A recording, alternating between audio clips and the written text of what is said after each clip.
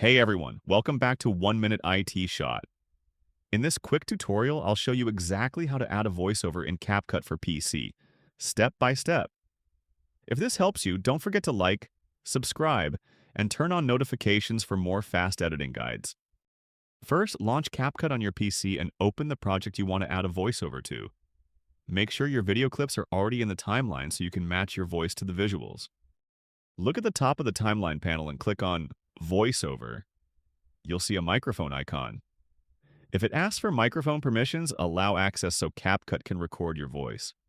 Now, position the playhead, the white line, exactly where you want the voiceover to begin. Then hit the record button to start speaking.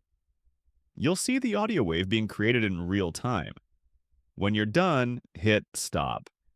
You can preview, re-record, or delete the take right there. And that's it. You've successfully added a voiceover to your video in CapCut PC. If this tutorial helped you out, please give it a thumbs up, subscribe to 1 Minute IT Shot, and drop a comment if you have any questions.